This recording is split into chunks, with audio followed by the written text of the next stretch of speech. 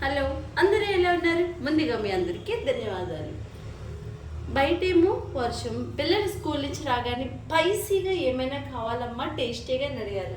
అయితే ఈరోజు చాలా టైర్డ్గా ఉంది, నేనేమీ అరటీలు చేయలేనని చెప్పి ఉదయం వండిన ఓరపన్నం అట్లాగే కాస్తంత మిగిలిపోయింది. ఒక ఇద్దరు మనుషులకి సరిపోడినంత అన్నము మిగిలిపోయింది. అయితే దీన్ని మంచి టేస్టీగా రైస్ అయితే చేసేద్దాం, చూసేయండి. ఓకే, మిగిలిపోయిన అన్నాన్ని ఎలా యూజ్ చేసుకోవాలి, టేస్టీగా ఎలా తినాలండి ఈరోజు మనకి ఇచ్చిన వీడియో.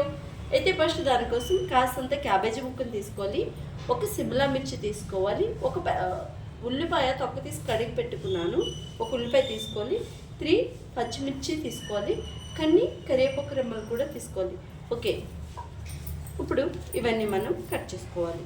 ఫస్ట్ ఉల్లిపాయను వచ్చి సన్నగా పొడిగ్గా కట్ చేసుకోవాలి.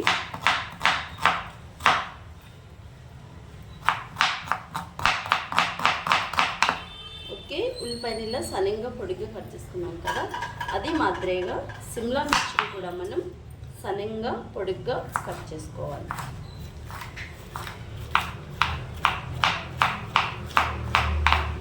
ఇదిగో ఏ మాదిరిగా ఇట్లా సన్నగా పొడిగా ఇది సిమ్లా మిర్చిని కూడా ఇట్లా కట్ చేసుకోవాలి.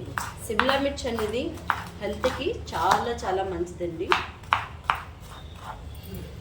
ఓకే, చేశాక చూపిస్తాను. అలాగే క్యాబేజీని కూడా మనం ఏమాత్రం సైజు క్యాబేజీ తీసుకున్నాం కదా, దీన్ని కూడా మనం సన్నగా పొడిగ్గా కట్ చేసుకోవాలి. టేస్ట్ చాలా చాలా బాగుంటుంది. ఇంతకీ ఏం చేస్తున్నాను అనుకుంటున్నారా? టేస్టీగా స్పైసీగా ఈ వెజిటేబుల్స్ వేసి ఎగ్ రైస్ అయితే చేయబోతున్నాను. టేస్ట్ చాలా చాలా బాగుంటుంది, చాలా ఇష్టంగా కూడా తినేస్తారు. ఓకే, మనం తీసుకున్న సిమ్లా మిర్చిని ఇట్లా పొడిగ్గా కట్ చేసుకున్నాము, తీసుకున్న క్యాబేజీని కూడా పొడిగ్గా కట్ చేసుకున్నాము కదా. ఓకే, స్టవ్ పైన అయితే ఆల్రెడీ బాండి పెట్టేసుకున్నాం. కనిపిస్తుందా? నేనే రింగ్ లైట్ని పిక్ చేసుకుంటాను. కొంచెం కన్ఫ్యూజ్గా ఉంది, మీకైతే కనిపిస్తుందా? స్టవ్ పైన ఒక బాండీ పెట్టేసుకున్నాం కదా, ఈ బాండీలో 2 స్పూన్స్ వరకు నూనె అనేది మనం పోసుకోవాలి. ఓకే, 2 స్పూన్స్ నూనె అయితే పోసేసుకున్నాం కదా, కాస్తంత నీట్ ఎక్కాలి నూనె అనేది. ఓకే,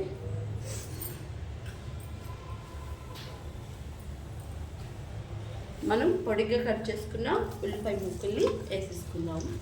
అలాగే కరివేపాకు రెమ్మలు కూడా వేసుకుందాము. ఇది కాస్తంత వేగాలన్నమాట. ఉల్లిపాయ వేసాక 2 నిమిషాలు వేగించుకుంటే సరిపోతుంది.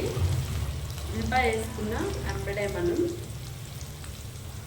క్యాబేజీ వేసుకోవాలి. క్యాబేజీ బాయిల్ వేసాక మనం బాయిల్ అయ్యాక మనం మిగతాది సిమ్లా మిర్చిని కూడా ఇప్పుడు యాడ్ చేసుకోవాలి. క్యాబేజీ అయినా సిమ్లా మిర్చి అయినా ఎక్కువ వేగిపోకూడదు, టేస్ట్ ఉండదు. ఇవి బాయిల్గా వేగించుకుంటేనే టేస్ట్ అనేది చాలా చాలా బాగుంటుంది. ఓకే,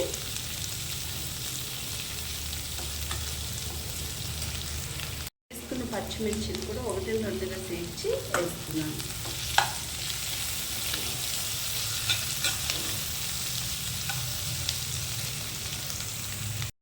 మీరు ఇక్కడ గుర్తుపెట్టుకొని ఉల్లిపాయ వేసిన 2 నిమిషాలకి క్యాబేజీని వేసుకున్నాం కదా, క్యాబేజీ వేసాక 3 నిమిషాలు వేగించుకుంటే సరిపోతుంది. ఇప్పుడు మనం సన్నగా పొడిగా కట్ చేసి పెట్టుకున్న సిమ్లా మిర్చిని కూడా వేసుకోవాలి. ఇది కూడా ఎక్కువసేపు వేగించుకోకూడదు. ఇది ఒక 5 మినిట్స్ అయితే 5 నిమిషాలు అయితే సరిపోతుంది అన్నమాట.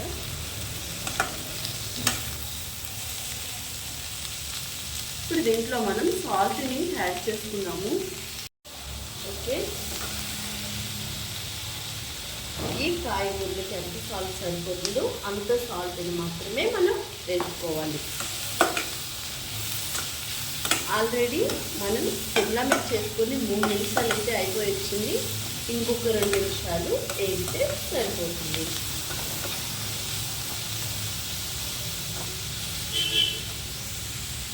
మనం సిమ్లా మిర్చి కూడా వేగిపోయి వచ్చింది. ఇప్పుడు ఇందులో మనం రుచికి సరిపడగా కారాన్ని అయితే వేసుకోవాలి. మీరు ఎక్కువ తిన్నట్టయితే కాస్త ఎక్కువ వేసుకోండి, తక్కువ తిన్నట్టయితే తగ్గించుకోండి. ఓకే, కారం వేసాక ఒకసారి ఇట్లా కలిపేసేయండి. అలాగే కాస్తంత మిరియాల పొడిని కూడా వేసుకోవాలి. ఇప్పుడు కాస్తంత వేసుకున్నాము, తర్వాత ఎగ్ రైస్ కలిపాక లాస్ట్ ఫైనల్ కాస్తంత వేసుకుంటే టేస్ట్ చాలా చాలా బాగుంటుంది. ఈ వర్షాకాలంలో మనం కారంగా స్పైసీగా టేస్టీగా హెల్దీగా ఇంట్లోనే చేసుకుని తినడం చాలా చాలా మంచిది కదా. ఓకే, అన్నీ అయిపోయాయి కదా, కాస్తంత మధ్యలో ఇలా గ్యాప్ చేయండి. ఓకే, సైడ్కి పెట్టుకుని నేను ఇక్కడ 2 ఎగ్స్ వేస్తున్నాను. మీరు 4-3 వేసుకోవాలనుకుంటే వేసుకోండి. ఇక్కడ కాయగూరలు ఎక్కువ వేసుకున్నాం కాబట్టి గుడ్లు మనం తగ్గించుకున్నా కానీ పర్లేదు.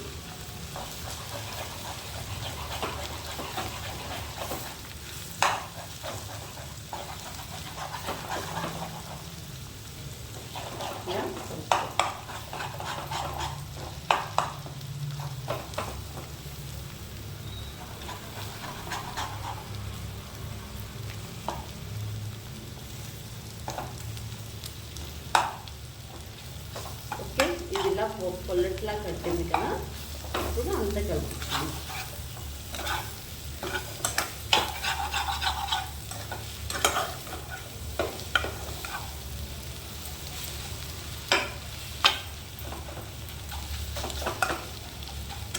ఓకే, జస్ట్ ఎగ్ ఇప్పుడు వేసాక కంటిన్యూస్గా నేను వీడియో తీస్తున్నాను, ఎక్కడ వీడియో అయితే ఆపట్లేదు.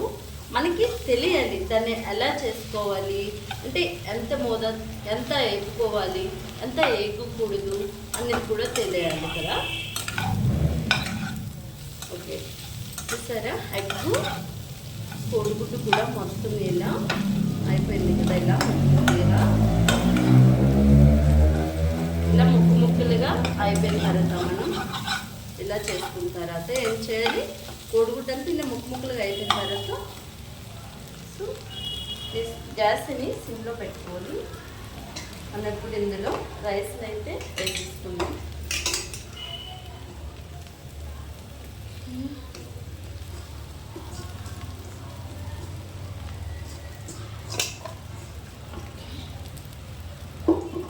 రైస్ అంతా అయితే వేస్తాను, కలిపిస్తున్నాను.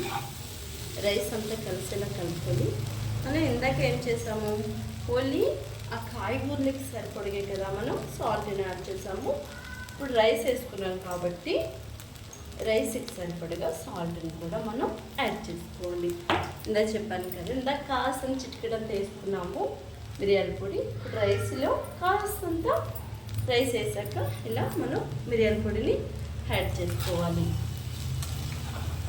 ఓకే, రైస్ అంతని మనం ఇలా కలుపుకోవాలి. ఇందులో కలిసేలాగా మనం రైస్ని కలుపుకోవాలి.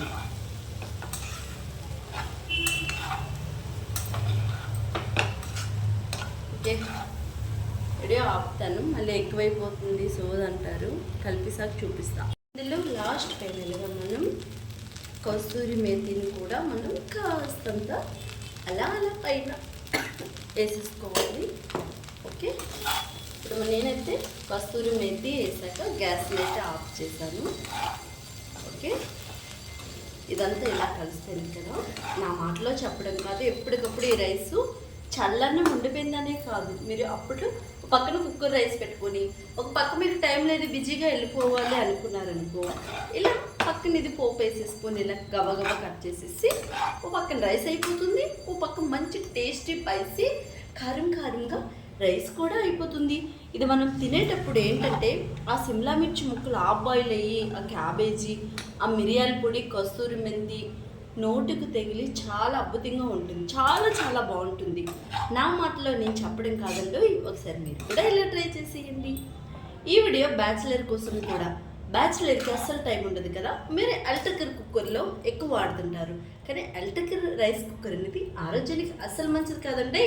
ఇజిల్ ఇచ్చే కుక్కరుని కనీసం అదైనా వాడండి. ఎలక్ట్రిక్ కుక్కర్ అనేది దానివల్ల చాలా వ్యాధులు వస్తున్నాయని తెలుసు కదా మనందరికీ. కానీ బిజీ ఉండడంతో వాడటం తప్పట్లేదు. కానీ ఇజిల్ ఇచ్చే కుక్కరులో మీరు రైస్ పెట్టేటప్పుడు ఏం చేస్తారు, ఒక గ్లాస్కి 2 గ్లాసెస్ రైస్ వేసి 10 నిమిషాల ముందు పక్కన వదిలేయండి. రైస్ బాగా నాని సాఫ్ట్గా స్మూత్గా రైస్ కుక్ అయిపోతుంది. ఓకే, ఒక పక్కన ఇలా పోపు వేసుకొని ఆ ఉడికిన రైస్ని తీసుకొచ్చి ఇందులో వేసేయండి. ఓకేనా? ఇలాంటి సింపుల్ వీడియోస్ మన ఛానల్లో, హెల్దీ వీడియోస్ కూడా చాలానే ఉన్నాయి, ఒకసారి వెళ్ళి చూడండి. అయితే ఇక్కడ మనకి రైస్ అయిపోయింది కదా, ఆరోగ్యమే మహాభాగ్యం అని గుర్తుపెట్టుకోండి. మీరు సోదనుకోండి, నస్ అనుకోండి, ఇంకేమైనా అనుకోండి, ఆరోగ్యాన్ని కాపాడుకోవడం మనందరి బాధ్యత అండి. ఎంత డబ్బు ధనం ఉన్నా కానీ ఆరోగ్యం అనేది లేకపోతే వృధా. ఓకే, ఎన్ని కోట్లు పెట్టుకున్నా కానీ మనకి పాడైపోయిన ఆరోగ్యం మళ్ళీ తిరిగి వెనక్కి రాదు.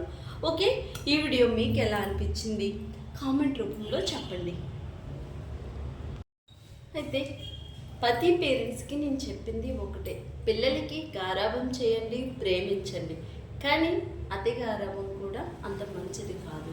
మన పిల్లలకి స్కూల్కి వెళ్ళేటప్పుడు బయట ఫుడ్ తినే కన్నా చూసుకోండి. మనం వాళ్ళు ఏది అడుగుతుంది సరేనన్నా తినేసే బయటని ఏదైనా కొనుక్కోవడానికి మనం అనేస్తుంటాం. అలాంటి పొరపాటు చేయకండి. బయట ఫుడ్లు అనేది అస్సలు ఇప్పుడు ఆరోగ్యానికి అస్సలు మంచిది కాదండి. మెయిన్ పానీపూరి బయట తినేది చిన్నపిల్లలకి. ఎందుకంటే నేను మా 2 పిల్లలతో నేను పడ్డాను. పానీపూరి ఇష్టంగా తెచ్చి వాళ్ళ నాన్నగారు పెట్టేవారు. ఆ వాటర్ వల్ల ఇద్దరికి ఏమైందంటే డెంగ్యూ ఫీవరు ఇంకా పచ్చకాములు ఇద్దరికీ కలిపి వచ్చాయి. ఫస్ట్ పెద్ద అబ్బాయికి వచ్చి చాలా సీరియస్ చేసింది. ఇది 3 సంవత్సరాల కిందట జరిగిన మ్యాటర్ మీకు ఇప్పుడు చెప్తున్నాను. చల్లగా ఉందనే కదా మీరు బయట పిల్లలకి ఎక్కువ పానీపూరి ఇప్పించకండి. ఓకే, దానివల్ల ఏమవుతుందంటే ఆ వాటరు, ఆ నీరు అనేది ఏ నీరు కలుపుతాడో మనకు తెలియదు. ఆ నీరు వల్లే మన పిల్లలకి చాలా ఎఫెక్ట్. తినండి కానీ కాదనట్లేదు. ఇంట్లో ఆ వాటర్ని ప్రిపేర్ చేసుకొని కొంచెం ఓపిక సహనం తెచ్చుకొని పిల్లలకి మంచి ఫుడ్ని ఇవ్వండి. నేను ఇక్కడ మీకు చెప్పింది ఏంటంటే ప్రతి ఒక్క ఆడపిల్లలకి మగపిల్లలకి రోడ్డు పైన మనం కూడా తింటుంటాం, పెద్దవాళ్ళం కూడా. కానీ ఆ వాటర్ అనేది చాలా డేంజర్, గుర్తుపెట్టుకోండి. మీరు నమ్మితే నమ్మచ్చు, నమ్మకపోతే లేదు. ప్రతి ఒక్క పిల్లల తల్లిదండ్రులకి నేను పడిన కష్టం మీరు పడకూడదు మీ పిల్లలతో అని చెప్పి ఈ ఒక వీడియో చేస్తున్నాను. ఓకే, మన ఛానల్ వంటలకు ఫర్ యూ అని యూట్యూబ్ ఛానల్లో చాలా ఆరోగ్యమైన వీడియోస్ ఉన్నాయి. పిల్లల స్నాక్స్ కూడా మంచి గోధుమ పిండితో చేసి పెట్టాను. అలాగే మా వీడియోస్ మీకు కూడా నచ్చితే ఒక లైక్ చేయండి, సబ్స్క్రైబ్ చేయండి. నెక్స్ట్ మంచి సరికొత్త వీడియోతో మళ్ళీ కలుసుకుందాం. అంతవరకు మీ అందరికీ బాయ్.